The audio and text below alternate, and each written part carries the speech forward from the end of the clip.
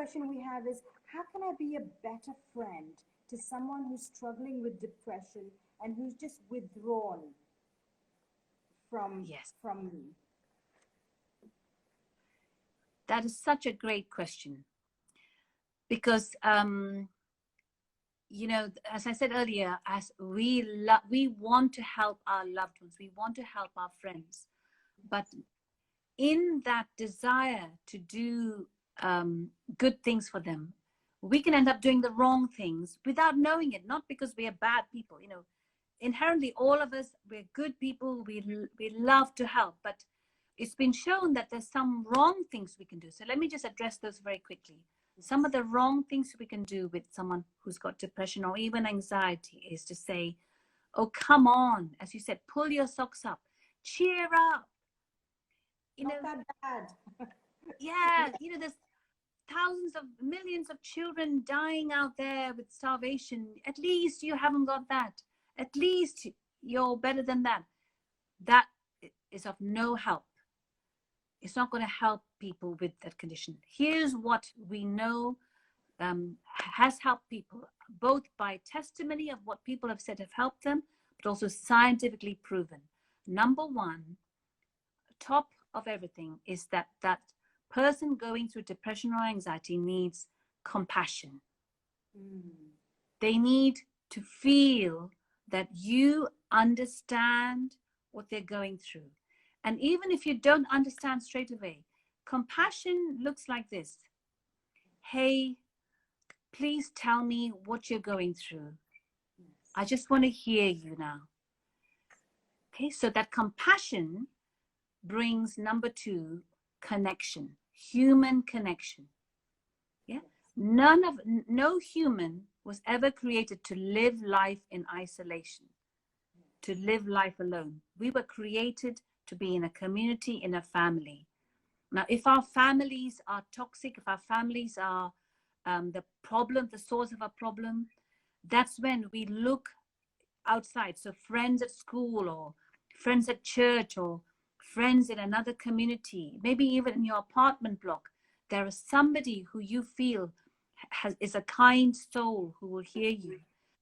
You know, you could reach out to them, or if you are in a community and you look and you observe that there's someone just seems to be down, reach out to them. Why is human connection so important? It's because, again, of the brain chemicals.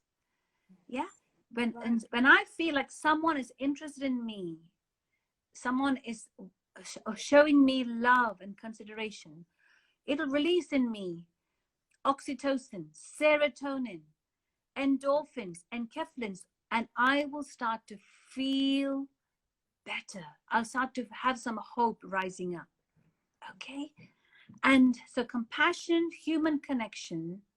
And the third thing is to just speak into their future.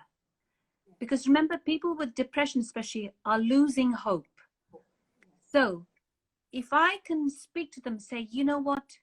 I just want to tell you, you may not feel this right now, but I think you're an amazing person. You have these gifts I see, and I just feel like, you know, your life could be so amazing. You have a destiny on your life. I can see you influencing in this area, in that area. You know, your gift could just help so many people." So initially that person will be like, yeah, whatever, I don't believe you.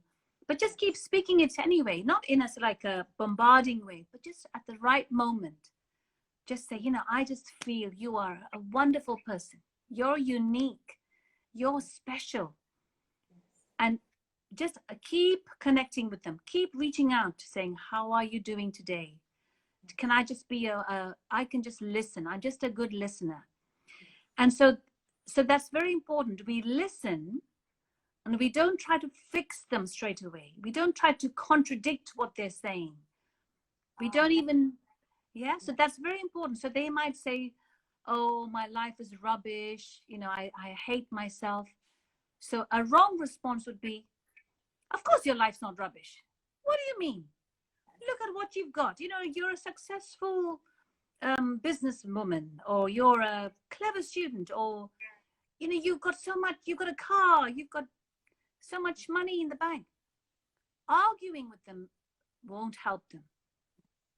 Yeah. Instead, if they say, oh, I'm rubbish, I feel such a failure, you can say, gosh, I can imagine that must feel so painful. Tell me about why you think that.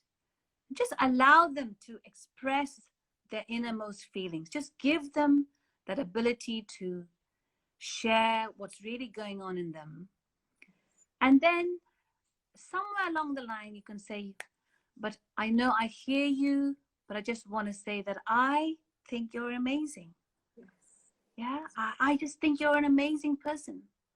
I know you don't believe me right now, but I just want to say you're amazing. I love you. I love having you in my life. Yeah, so it's that sort of language that, so yes, someone's put their empathy. Yes. Yeah, we don't give sympathy. We don't say, oh, I feel so sorry for you. But we say, no, I want to understand what you're feeling. Yes. That's so good. Yes, that's incredible. I mean, I think so often when people are going through difficult times, pain has a language of exclusion. And, our goal really is to love them unconditionally, Yes, hear where they're coming from without any judgment, as you said. We may not understand their pain, we may not yes, feel it, but we want to hear it and give them a safe place that they can, yes. communicate what they're going through. And Yeah, Naomi, sorry, I just want to say one more thing with helping people to understand. So, when someone has depression, again, if we look at the brain, the key parts of the brain that have shut down and not working so well are the front part of the brain where we think, we can reason, we can make judgments about, is this right or wrong? Is this good for me? Is this bad for me? That part is not working well.